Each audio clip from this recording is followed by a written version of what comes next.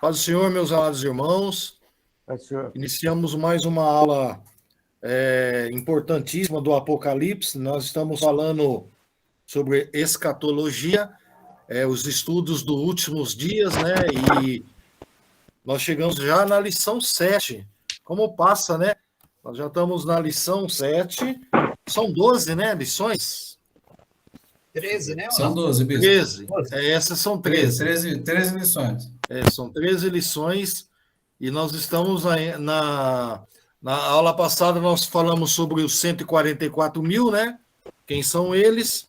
Foi uma lição muito proveitosa para aqueles que tinham muita dúvida a respeito dos 144 mil, né? Que o Testemunha de Jeová diz que são eles. Então, nós aprendemos aí essa lição muito, muito importante. Hoje é uma lição mais, vamos dizer assim, mais light, né? Principalmente no concernente ao Apocalipse, né? Hoje a lição 7 nossa é o Cordeiro de Deus. Então nós vamos falar um pouquinho hoje sobre o Cordeiro de Deus, que é o próprio Senhor Jesus, né? Jesus tem vários nomes, e dentro um dos nomes mais importantes da Bíblia, ele é chamado de Cordeiro de Deus, principalmente no livro do Apocalipse. A maioria das vezes se fala muito sobre o cordeiro. Nós vamos falar um pouquinho, aprender as características de um cordeiro. Nós vamos falar, eu não vou usar o texto bíblico, vocês acompanharam aí quem tem a apostila da lição, eles estão usando o texto da Apocalipse capítulo 5, né? Do 8 ao 10, e também Apocalipse capítulo 7, do 9 ao 14. E ele usou esses dois textos aqui para basear a lição sobre o Cordeiro de Deus. E eu quero mudar um pouquinho, né? Não vou fugir da lição, só quero usar um texto mais concernente àquilo que eu quero falar hoje, que é um Cristo glorificado. Porque se você entender, meus irmãos, a fase terrena de Cristo foi uma fase difícil, mesmo sendo uma fase de milagres, onde Jesus curou, libertou, salvou, trouxe libertação para o cativo, que é a missão dele, né? Quando ele veio trazer luz aonde tinha trevas. Isso Jesus ele fez tudo com maestria. Mas se você vê a parte terrena de Jesus, foi uma parte de sofrimento, né? Onde o Messias provavelmente passou muitas dificuldades, não tinha onde inclinar a cabeça, ele andou vários lugares pregando a salvação, ministrando na vida das pessoas. Naquela época não tinha avião, não, irmão. Hoje você pega vou pregar lá em Minas. Pega um avião em Minas, vai pregar lá. Daqui a pouco você pode pegar um avião lá para o Rio de Janeiro, para outro estado, para poder pregar até no mesmo dia. Naquela época, não. Andava-se de jegue. Né, irmão Herculano? Pensa que a pessoa andava... Quando tinha jegue, né? É a pé. A maioria era a pé, né? A pé. Paulo andava todo aquele trajeto a pé. Tudo a pé, né? E se você vê a cronologia das viagens de Paulo, não é coisa pertinho, não, meu. Não, era longe. Ele ia muito, usava-se muito navio na época, dependendo do lugar, né? Dava para usar, né? Então eram barcos, né? Agora, a maioria das viagens era a pé mesmo. O próprio Jesus, né? Quando ele foi em Gadara, lá na terra dos Gadarenos, ele foi de barco, né? Isso, para atravessar ali Era uma província que só dava para atravessar de barco, né? Irmão Rodrigo, paz do Senhor, meu amado. Rodrigo deve estar em viagem. Estou aqui, bispo. Paz, bispo. Estou ouvindo. Estou participando aqui. Estou em viagem, estou na estrada. Amém. Vem com Deus. Amém. Então, meus amados, aquela época, o Mons Herculano falou, andava-se muito a pé. E Jesus, ele passou muitas dificuldades naquela época, né? Perseguição. Depois você vê que a crucificação foi um dos momentos mais terríveis da vida dele. coroa de espinho, pregos na mão, no pé. Então, ele passou por uma fase muito terrível, né, na face da terra, devido ao propósito de Deus, né, de trazer um cordeiro na tipologia bíblica para que ele trouxesse salvação para a humanidade. Mas agora eu leio um capítulo aqui, que eu quero usar ele como tema, eu quero que você pegue a sua Bíblia aí, eu gostaria de usar ele como base para falar um pouquinho sobre o Cordeiro de Deus, né? Que está em Apocalipse, no capítulo 1. Pega a tua Bíblia aí, no capítulo 1, né? Verso 9. Vamos ler o capítulo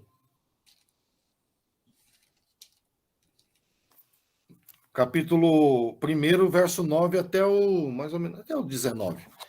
Eu quero me basear, viu, irmão Naí, Herculano, eu quero me basear nesse texto para mostrar um Cristo diferente. Porque quando você vê um Cristo em Mateus, Marcos e Lucas, você vê um Cristo sofredor, um Cristo que veio para isso, que ele veio trazer salvação para nós. Só que no capítulo 1, agora de Apocalipse, nós vemos uma coisa interessante, né? Agora não é, né, irmão Zarculano, aquele Cristo sofredor que estava pendurado numa cruz. Agora você vê um Cristo totalmente diferente daquele, né? Que agora é um Cristo glorificado, um Cristo que estava assentado-se à destra do Pai, vencedor, né? Já aquele sofrimento que ele tinha que passar, ele já passou, agora ele estava ali usufruindo daquilo que ele fez por nós, né? Porque agora ele mostrava para o Pai a cicatriz que ele levou aqui nessa terra para nos dar libertação e salvação, né? Ele já tinha recebido todo o poder, né? Todo o poder. Agora, quando você vê ele... terra e embaixo da terra. Em qualquer... Ele era agora o que ele era no início Antes de Gênesis, né? Aquela glória que ele tinha foi devolvida para ele, né? Foi devolvida com todo o mérito, lógico, né? Aquela glória... ainda Jesus falou uma vez, né? Aquela glória que tu me deste desde o início do século, né? Então, Jesus ele já tinha essa glória, ele se despiu dessa glória, ele se tirou, né, essa glória dele para que ele pudesse nascer em forma humana, né?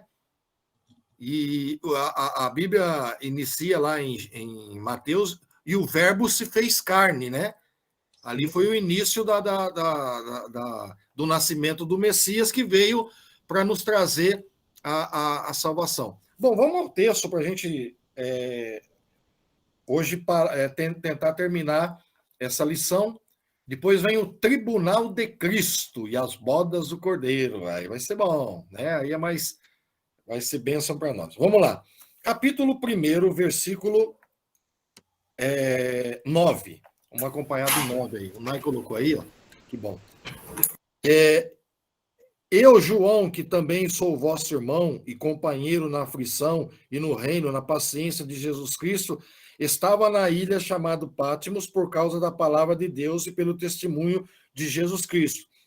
E fui arrebatado em espírito no dia do Senhor. E ouvi detrás de mim uma grande voz, como de trombeta. E dizia: o que vês, escreve num livro e envia a 7 igrejas que estão na Ásia: Éfeso, Esmirna, Pérgamo, Tiátira, Sardo, Filadélfia e Laodiceia. E virei-me para ver quem falava comigo. E virando-me vi 7 castiçais de ouro. E no meio dos 7 castiçais, um semelhante ao Filho do Homem, vestido até os pés de um vestido comprido e cingido pelos peitos com um cinto de couro. A sua cabeça e os cabelos eram brancos, como a lã branca, como a neve, e os seus olhos como chama de fogo, e os seus pés semelhante ao latão reluzente, como se tivessem sido refinados numa fornalha, e a sua voz era como a voz de muitas águas. E ele tinha na sua destra 7 estrelas, e na sua boca saía uma aguda espada de 2 fios, e o seu rosto era como o sol. E quando na sua força resplandece, falando do sol. E eu, quando vi, caí aos seus pés como um morto. E ele pôs sobre mim a sua destra, dizendo: não temas, eu sou o primeiro e o último. E eu que vivo e fui morto, mas eis que estou vivo para todo sempre. Amém. E tem as chaves da morte e do inferno. Escreve essas coisas que tem visto, as que são e as que depois dessa hão de acontecer. Esse texto aqui, irmãos, eu vejo uma coisa extraordinária. Aqui, como eu falei, está mostrando o Cordeiro de Deus vencedor. Não é aquele Cristo que padeceu nessa terra, que sofreu como um ser humano, sentiu dores, sentiu cansaço, sentiu o sofrimento que ele passou, sentiu desprezo, tudo isso. Agora, esse capítulo aqui, ele mostra o Cordeiro de Deus, Jesus Cristo, totalmente glorificado.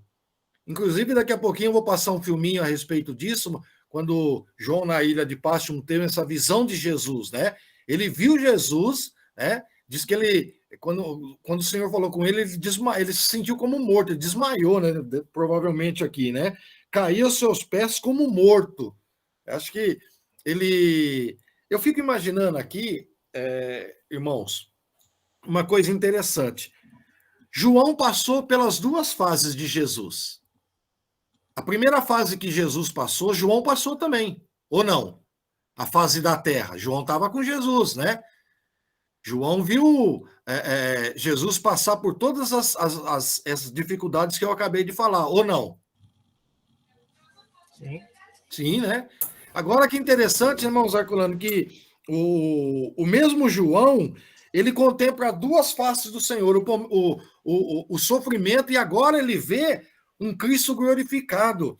E quando ele vê, ele cai aos seus pés como morto. Acho que ele, né, ele viu a glória que era o céu, a glória que era que Jesus tinha, né? Provavelmente ele disse que ele caiu como morto. Ele viu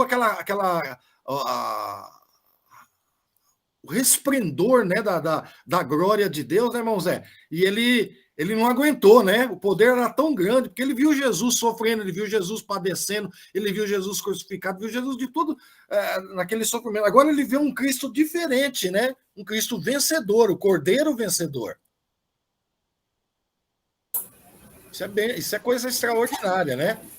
E você vê que ele fala lá que ele cai como morto, né? Tamanha a glória de Cristo diante dele. Tamanha a glória que ele viu, né? Daqui a pouquinho eu vou falar um pouquinho a respeito disso aqui, cabelo branco, a vestimenta de Jesus, porque aqui tem um simbolismo muito grande para a gente poder entender o poder que Jesus tinha e que agora foi, entre aspas, devolvido, né, para ele com poder e grande glória, né? Que agora ele estava com todo... o próprio Jesus, quando morreu, depois ressuscitou, ele diz uma palavra, né? É-me dado todo o poder nos céus e na terra. Então, esse poder, agora, era manifestado nessa visão de João. Bom, essa lição aqui, ela tem um título, O Cordeiro de Deus, né? É interessante que a expressão, né, Cordeiro de Deus, ela é aplicada a Jesus, né? Referente à obra que ele fez, a obra redentora de salvação que ele trouxe, né?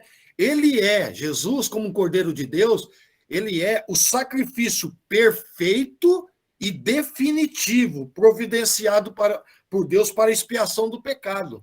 Bom, vamos entender um pouquinho aqui. Antigamente, no Velho Testamento, quando o homem pecava, ele fazia expiação para o pecado. E geralmente era matado o quê? Um cordeiro. Os mais pobres, não, que não podiam, matavam outros animais mais... era uma pombinha, outro tipo de animais, uma pessoa que não tinha muita posição social, muito dinheiro. Mas a maioria levava-se o quê? Um cordeiro para o sacrifício. Ou seja, Jesus é o sacrifício perfeito, vamos falar aqui, perfeito, definitivo. Por que perfeito? Porque na época, o cordeiro, para ser sacrificado, ele tinha que não ter nenhum defeito. Não podia ter mancha, não podia ser coxo, não podia ter defeito físico, não podia ser cego. O cordeiro, ele tinha que ser um cordeiro perfeito, né? Então, a expiação do pecado não era definitiva. Por quê? A palavra expiar, no hebraico, quer dizer passar por cima. Então, não era um sacrifício ainda definitivo. Estão entendendo? O sacrifício do cordeiro na época era só para expiar o pecado, encobrir, ou não encobrir, cobrir a iniquidade. Aí Jesus, como cordeiro de Deus, o que ele fez? Ele fez um sacrifício perfeito, quer dizer, sem mancha, sem pecado, e definitivo.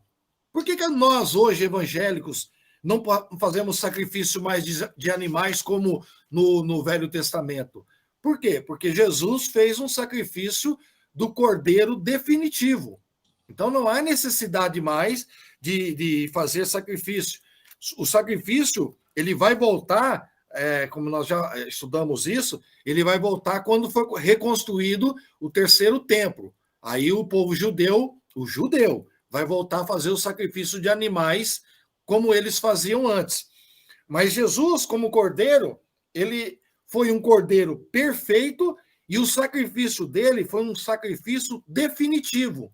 Quer dizer, não há necessidade de ter mais nenhum tipo de sacrifício no sentido da lei. O sacrifício que o próprio Paulo fala que nós temos que fazer é o sacrifício o quê?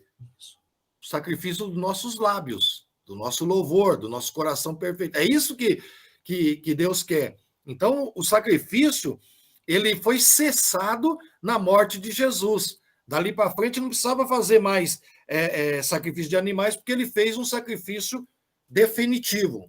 Alguém quer falar alguma coisa? Alguma pergunta? No Evangelho de João, capítulo 1, versículo 29, está aqui na revista, né, que é o texto áureo da lição. Certo.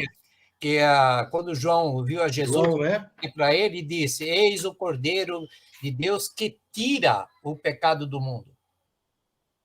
Isso. João, eu acho que João entendia um pouquinho, né, de cordeiro, porque quando ele falou, ele sabia que Jesus era o cordeiro, né, de Deus. Mas esse João aqui, é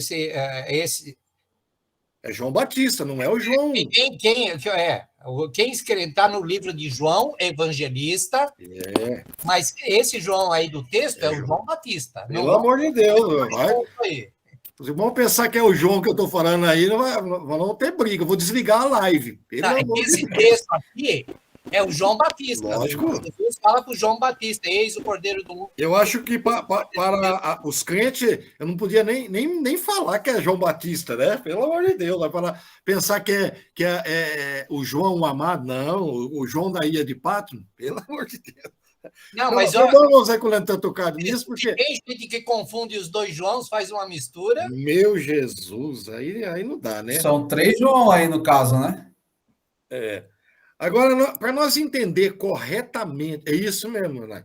Para a gente entender corretamente porque Jesus era, ou foi chamado, o Cordeiro de Deus, né? Nós precisamos atentar para alguns detalhes da Bíblia, né? Sobre o Cordeiro. Para muitas pessoas, a aparição do Cordeiro foi no sacrifício lá de Caim e Abel, e Abel fez um sacrifício de animais, mas não é por aí.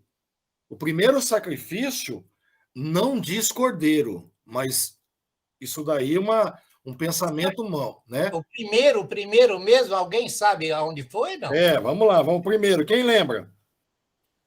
O primeiro sacrifício na Bíblia. Pode De falar. Abraão. Vou dar o capítulo para vocês, hein? Quer ou não? O de Abraão, que teria que sacrificar Isaac? Não, bem antes o primeiro, bem antes de Abraão, antes de Abel. Vamos falar, onde estava começando tudo? Isso. Pode falar, irmão Vitor. O Cordeiro de Deus que foi sacrificado antes da fundação do mundo, tá escrito na palavra, né? Sim, o sacrifício que foi feito antes da fundação do mundo, né? Você está quase acertando, mas mais ou menos o capítulo que tem uma noção a respeito disso. Lá em Gênesis, hein? O Toninho vai falar. Vale? Fala, Toninho. Primeiro não foi aquele que o Jesus fez a veste pro Adão e Eva, não? Aê, Toninho!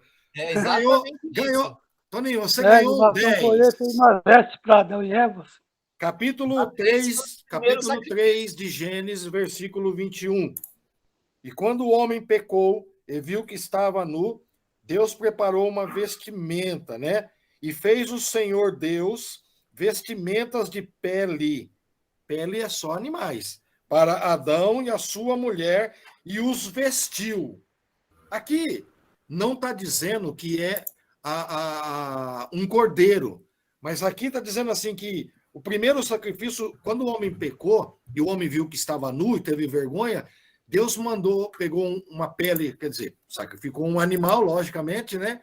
E dessa pele ele cobriu a nudez de Adão e Eva, simbolizando o quê? O Cordeiro de Deus, Jesus, que ia cobrir o nosso pecado, a nossa nudez espiritual. Então, nesse capítulo aqui, aí muitos teólogos vão dizer, mas, bispo, pelo amor de Deus, aí não está falando que é cordeiro. Mas olha, irmão, isso é uma simbologia.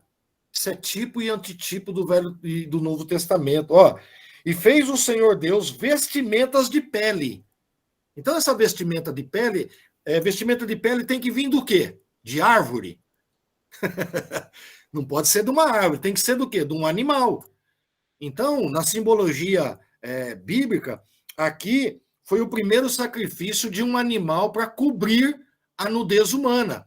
E, tipologicamente, o que significa? Que esse animal que foi morto aqui simbolizava o Cordeiro, simbolizava Jesus, que ia vir, logicamente, lá bem para frente, para cobrir a nudez do homem, que foi o seu pecado. O que os irmãos acham? É por aí ou não? Eu concordo. Também concordo. Concorda? Então tá bom. Concordo. Agora, vamos continuar. Aí depois desse primeiro, veio o segundo, a segunda menção de um animal que foi sacrificado. Foi quando aquele sacrifício que Deus aceitou o sacrifício de Abel e não aceitou o sacrifício de Caim. Quando Caim ofereceu o sacrifício, que era do melhor da terra, né? Devia ser os frutos da terra, tudo. E Abel ofereceu o sacrifício de um animal. E provavelmente, como Abel ele cuidava de ovelhas, né? Provavelmente Abel, né, pegou, lá em Gênesis capítulo 4, verso 3 e 5, fala que Abel ofertou as primícias do seu rebanho. E como ele cuidava de ovelhas, provavelmente, aí, olha lá, capítulo, achou aí? Vamos lá. Gênesis 4, né? Versículo 8. Gênesis 4, verso 3 e 5. Para cima. Isso. Aí, ó. E Abel também trouxe dos primogênitos das suas, o quê? Aqui, ó. Das suas ovelhas e da sua gordura. E atentou o Senhor a Abel para a sua oferta. Ou seja, esse sacrifício aqui que Abel fez foi o segundo sacrifício que se fala na Bíblia, o sacrifício de um cordeiro. Entenderam? Um cordeiro que Abel fez e sacrificou para Deus, e Deus aceitou o sacrifício dele, que era simbolicamente ou tipificamente falando do cordeiro chamado Jesus, que ia ser o cordeiro de Deus que João Batista falou, eis o cordeiro de Deus, mas já estava tipificando esse sacrifício de Abel. E depois também, Gênesis capítulo 22, verso 13, que esse capítulo de Gênesis 22, verso 13, ele fala sobre Abraão, que ofereceu em holocausto, e Deus providenciou um cordeiro, né? Vamos falar carneiro, para substituir o filho do patriarca Abraão em sacrifício. Aí já foi um outro sacrifício também que não sei, o irmão Claudio falou, o irmão Claudio estava falando sobre isso, que foi o sacrifício que Abraão fez e Deus trocou, substituiu o filho dele, Isaac, por quem? Por um cordeiro. Também aí tipificando o que ia acontecer, que Jesus seria o substituto, Jesus seria aquele que ia substituir todo ser humano que pecou, que nós todos pecamos contra Deus. Então Jesus era o substituto. Quando Deus mostrou para Abraão ali, né? Porque eu fico imaginando, eu vi um pastor falar uma coisa, até eu guardei, muito interessante. Ele diz que lá onde estava Abraão, naquele monte de sacrifício, diz que lá dificilmente tinha cordeiro, porque lá tinha muito lobo. Aqueles montes lá, os historiadores dizem que tinha muito lobo, então dificilmente ia ter um cordeiro naquele lugar. E de repente, quando Abraão olha do lado, está lá um cordeiro lá, se enroscou lá e ficou lá. E ele substituiu, né, tirou o filho dele, Isaac, e colocou o cordeiro no lugar, simbolizando aquilo que o Senhor iria fazer para a humanidade, que seria o Cordeiro de Deus que tira o pecado do mundo. Bispo, você vê a simbologia, quem ia ser morto seria a descendência de Adão, né? Isso. E de Abraão. De Abraão. Isso. Seria a descendência, pois Deus substituiu pelo Cordeiro para preservar a descendência de Abraão. Isso. E que somos nós hoje. Somos nós, né? Nós somos filhos pela fé, não filhos por parte de, vamos dizer assim...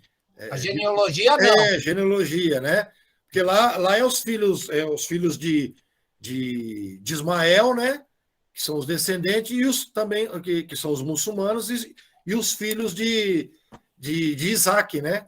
De Isaac, então. Que são Isaac. Judeus, né? Isso. E nós, e como Jesus foi rejeitado no sacrifício, nós entramos, né? Sim, nós fomos os chamados gentios, né? Que agora também, na visão que Abraão teve das estrelas lá, nós estávamos lá no meio, né? Então Jesus, ele é o Cordeiro de Deus. Isso é enfatizado no Velho Testamento e também no Novo. Você pode ver que um dos maiores pregadores messiânicos da Bíblia, os irmãos sabem quem é, né? Um dos maiores livros messiânicos, um livro chamado Livro Messiânico. Que livro que é? Do Velho Testamento. Jesus, ninguém sabe. Vitor. Qual que chama aqui, meu Deus? Fugindo do nome. É o de Isaías? Profeta Isaías? Isso. É Profeta Isaías, Vitor. Isso aí, irmão Antônio Geraldo. É isso mesmo, Toninho. É o profeta Isaías, que ele é conhecido como o profeta messiânico, né? E ele detalha, no capítulo 53 de Isaías, ele detalha o sofrimento do Messias, né? Lembra lá? Ele foi para o matadouro, não abriu a sua boca, tal. Lembra? Era o Cordeiro de Deus, né? O Cordeiro de Deus, ele apresentou, acho que Isaías foi o que mais apresentou o Messias numa forma muito clara que ele era o Cordeiro de Deus, né? Isaías 53. E depois vem João, o Batista. Cala a boca, Batista. É o Batista, do João. João, quando viu Jesus, ele diz: eis o Cordeiro de Deus que tira o pecado do mundo. Então, o Cordeiro de Deus, ele é enfatizado em toda a Bíblia. Jesus, ele é o Cordeiro.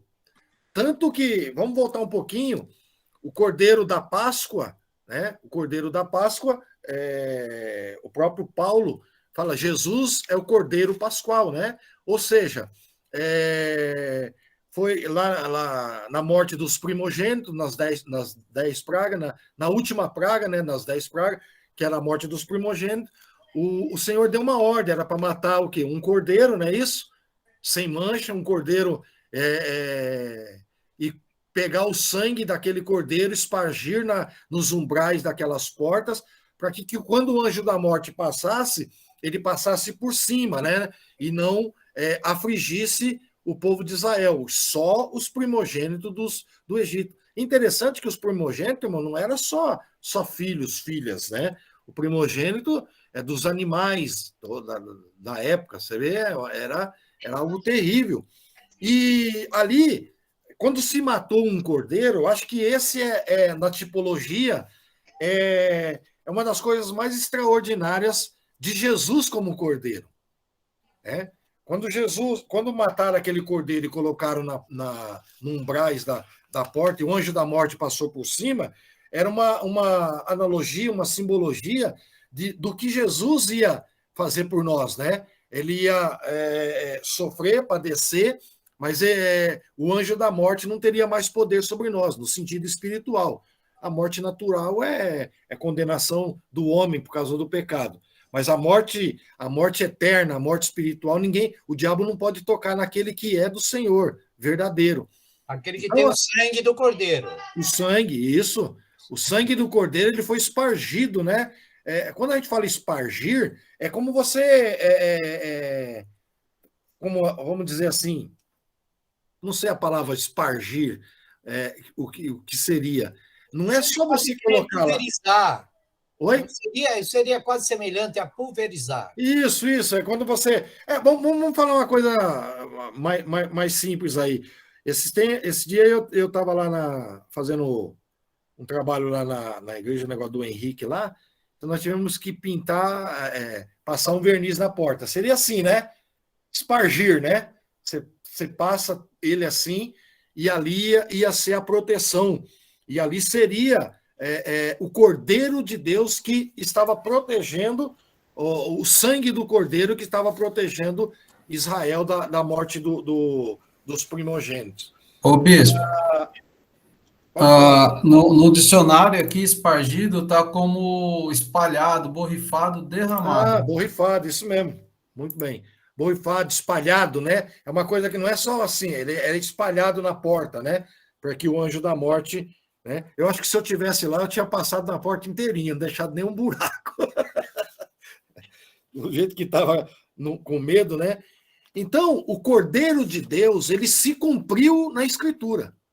Toda a Bíblia fala do Cordeiro, e o Cordeiro, aquilo que foi profetizado sobre o Cordeiro de Deus, Jesus Cristo, tudo se cumpriu. Tudo se cumpriu. E agora você vê...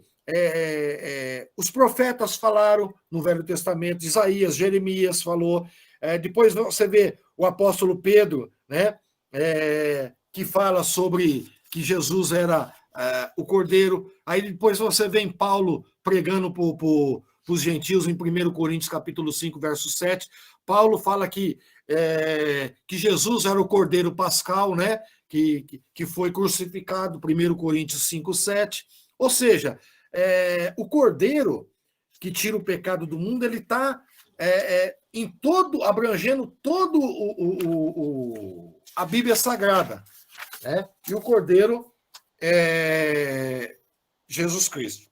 Bom, o que me chama a atenção, vai dar tempo aí. O que me chama a atenção no capítulo que nós lemos aqui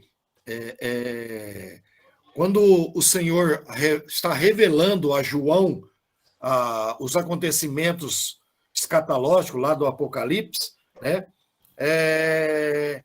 João não estava vendo Jesus mais como um servo sofredor. Jesus veio como servo, veio para servir. Aí João, mesmo João, não via mais, como eu falei, o Jesus como um servo sofredor. Mas agora ele vê um Jesus glorificado, cheio da glória e da majestade que ele já tinha. Porque a glória e a majestade, Jesus sempre teve. Eu vejo alguns teólogos, alguns ensinadores aí, diz que Jesus perdeu toda a glória que ele tinha. Quem falou isso? Ele se despiu da sua glória, diferente. Despir é diferente de perder, né? Ele não perdeu a majestade, ele não perdeu. Ele se despiu porque ele tinha que vir em forma de um homem para cumprir-se o desejo do Pai, que foi a morte na cruz do Calvário. Então, quando João vê, ele vê Jesus de uma forma tão extraordinária que ele desfalece. Caiu como morto de ver aquela... ele viu o céu, né? Eu acho... Deixa eu ver, na Bíblia, quem que viu o céu? Foi ele agora, João. Paulo, né? Que diz, subiu ao terceiro céu, né? Tem mais um aí que viu o céu. Pode falar aí que eu sei quem é, mas mais um. Fala mais um. Estevão. Toninho, Toninho, você hoje é nota 10 para você. Mais um 10, viu, Toninho? A prova para você tá boa hoje. Então tá bom. Não, mas é isso mesmo. Estevão, quando ele foi apedrejado, disse que ele viu o céu aberto. E ele não viu só o céu aberto, ele viu Jesus assentado à direita do Pai. Então, eu acho que é esses três, né? Que eu me lembro, assim, de memória. Sim. Porque Elias foi arrebatado, mas não foi levado no céu, mas não viu o céu aberto, não viu nada, né? Enoque também. Acho que é só esses três mesmo. Que teve a visão do céu, né? Visão do céu. Agora, deixa eu pegar aqui o meu.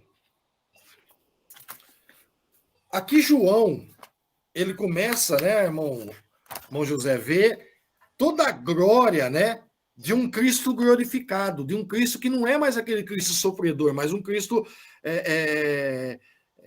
glorificado. E Apocalipse, capítulo 1, verso 12, né, vamos aqui. Ele diz assim, ó, e virei-me para ver quem falava comigo. Né? Interessante. Quando ele ouviu uma voz, diz que João virou para ver quem que falava com ele. Né? Aí, olha a descrição de João. E virei-me para ver quem falava comigo, e virando-me vi 7 castiçais de ouro. Esses 7 castiçais de ouro aqui, do que nós vemos na visão, né, nós vamos falar um. Porque João aqui ele vê 7 candeeiros, né? 7 castiçais, candeeiro, candelabro, tem outro nome? Tem? Que eles usavam no templo antigo, né? O templo de Salomão, eles usavam no Santo do Santo, você já viu várias vezes aquele candelabro que tem 7 hastes, né? Então, esse candelabro, ou candeeiros, que fala, João depois ele explica o que são as 7 igrejas. Esses 7 candeeiros que João vê no céu, era as 7 igrejas da Ásia que foram escritas lá, Esmirna, Pérgamo, Tiátira, Sardes. Então, e depois ele vê também 7 estrelas. Quem são essas 7 estrelas? Quem pode falar?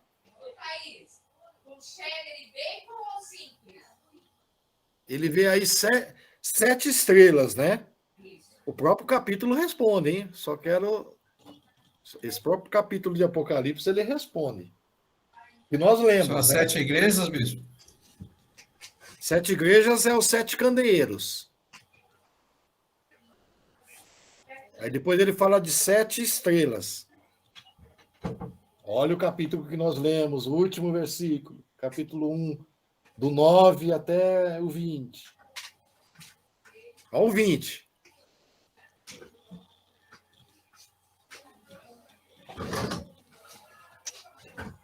Viram aí? As 7 estrelas. São os anjos, né? São os pastores. Isso, irmão Rodrigo. Irmão Rodrigo, é isso aí. O próprio versículo aqui está explicando que os 7 candeeiros são as 7 igrejas e as 7 estrelas são os 7 pastores, vamos dizer assim, os 7 anjos que João fala. E esses candeeiros, eles eram candeeiros de ouro, né? Que representa as 7 igrejas. Os candeeiros castiçais da época, eles eram feitos para quê? Para iluminar, não é isso? Não é como hoje que a gente tem luz elétrica. Naquela época tinha que levar azeite, tinha que, né? Inclusive, talvez domingo eu vou pregar sobre uma coisa que talvez vocês nunca viram. Vou falar sobre a oferta da lenha. Deus nos deu autoridade para levar a oferta da lenha. Vamos ver se vai dar domingo agora ou no outro domingo. Vamos ver na ceia, né? Bom, vamos lá. Aí, dando continuidade aqui, João tem uma visão. Ele diz assim, e eu vi um semelhante ao Filho do Homem. O que me chama a atenção aqui, não sei vocês aí, um era semelhante ao Filho do Homem. Aí eu fico pensando, como que João viu? Ele viu, falou, é um semelhante ao... Como que ele poderia assemelhar que era Jesus, ver que era Jesus? Não porque ele conhecia, porque Jesus estava glorificado, né? Provavelmente totalmente diferente. Aí ele diz assim, eu vi um semelhante ao Filho do Homem. E fica uma dúvida, até para mim, né? Que ele viu um semelhante ao Filho do Homem. Não sei, será que provavelmente João viu as marcas que Jesus tinha nos pés e nas mãos? Porque essa marca não vai sair. Essa marca, né? Ele tem, né? Vai ser o que ele vai mostrar, né? Agora, isso é crença minha. Se você não acreditar dessa forma, não tem problema nenhum, né? Eu acho que é da mesma forma quando ele falou para Nicodemos lá, né? Vede as minhas mãos, os meus pés, que eu sou o mesmo, né? Apalpai-me e verificai, porque um espírito não tem carne nem ossos, como vedes que eu tenho. Dizendo isso, mostrou as mãos e os pés, né? Para Nicodemos. Agora, é uma coisa intrigante, mas também não vai chegar a nada. Mas João, ele viu um semelhante, né, ao Filho do Homem. Ao Filho do Homem. Aí ele começa a ver também algumas coisas interessantes nesse capítulo. Ó. E no meio desses 7, olha que interessante aqui, ó. Verso 12 do capítulo 1 que nós estamos lendo. Virei-me para ver quem falava comigo e virando vi 7 castiçais de ouro. No meio dos 7 castiçais, olha que interessante. Aonde Jesus estava? No meio dos 7 castiçais. Olha que isso daqui é uma analogia muito grande. Os 7 castiçais, o que era? A igreja, não é isso? As 7 igrejas da Ásia. E onde Jesus estava no meio no meio das 7 castiçais, no meio da igreja. Isso é algo extraordinário. O Senhor está no meio, no nosso meio. Né? Isso é uma analogia muito grande. E um era semelhante ao Filho do Homem, vestido até os pés de um vestido comprido e cingido pelo peito como um cinto de ouro. O que simboliza isso? Isso quer dizer que Jesus agora, ele era o sumo sacerdote, ele era o sacerdote eterno. O sacerdote naquela época, eles usavam uma vestimenta bem comprida e também usavam um cinto, né? Usava aquele cinto também que tinha o urim, o tumim, na época antiga, o sumo sacerdote, né? E vestido comprido e cingido do peito com um cinto de ouro. A sua cabeça, os cabelos eram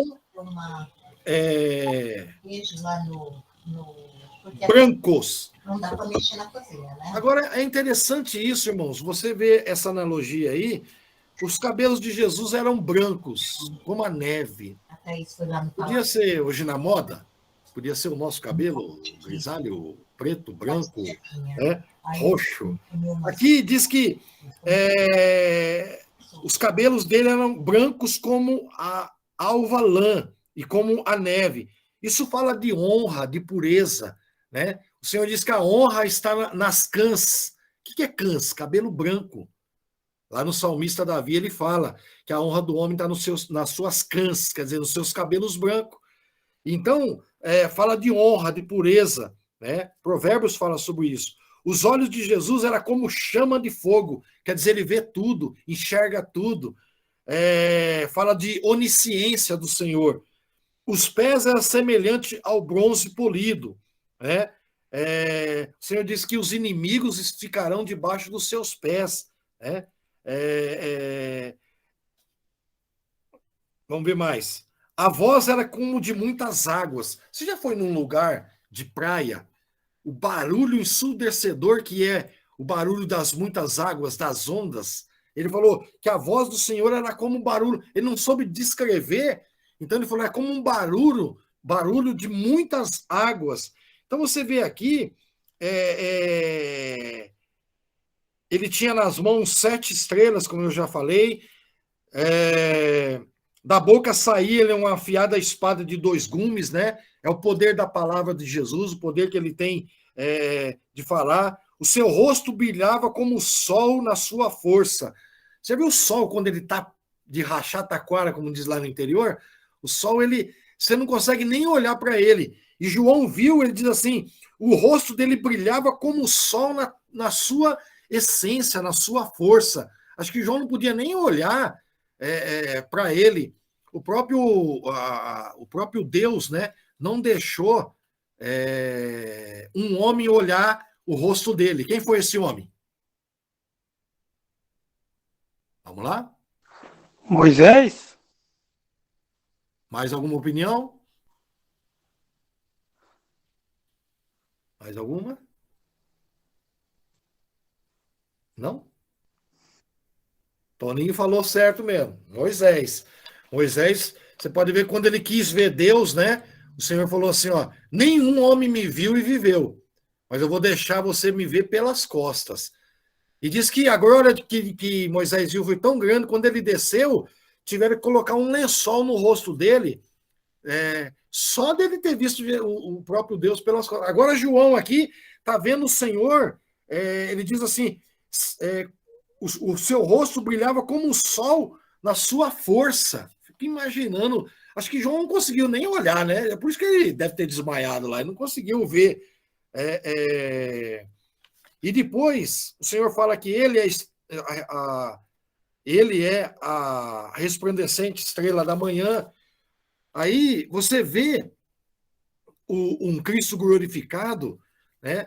Que quando o próprio Jesus, verso 17, diz assim, e ele pôs sobre mim a sua mão direita, dizendo, olha, eu tenho a chave da morte e do inferno. Ali Jesus era o alfa, o ômega, né? Ômega, o princípio e o fim, né? Primeira letra do alfabeto grego e a última, alfa e ômega. Ele diz agora, eu tenho todo o poder. Então agora você vê o Cordeiro de Deus, o Cordeiro verdadeiro, glorificado. Um Cordeiro, agora, não aquele Cordeiro que sofreu, mas agora um Cordeiro vitorioso. Por isso que Jesus é chamado o Cordeiro de Deus que tira o pecado do mundo, bem colocado por João Batista.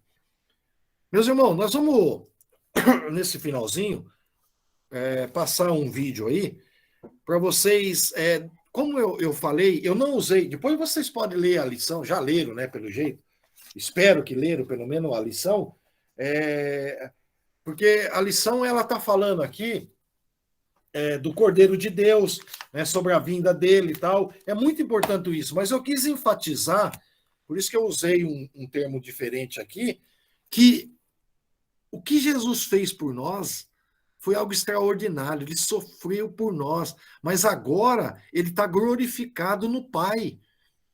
E agora todo o poder é dado a ele nos céus e na terra. Então, é esse poder que nós temos que aprender. Agora, nós podemos dizer, eis o Cordeiro de Deus, que é Jesus. Então, nessa lição, nós aprendemos sobre essa coisa extraordinária que é o Cordeiro de Deus. Vamos passar aí um filminho, para depois nós darmos as considerações finais dessa aula, e alguma dúvida que ficou, vocês podem estar aí falando. Amém. Vocês viram aí? Foi uma colocação daquilo que nós aprendemos do Cordeiro de Deus, e vai ser muito, muito boa. Ficou alguma dúvida, irmão, no Cordeiro de Deus? Vocês querem fazer alguma pergunta? Por favor, pode nesse finalzinho aí dar o seu parecer ou falar alguma coisa, tenha liberdade.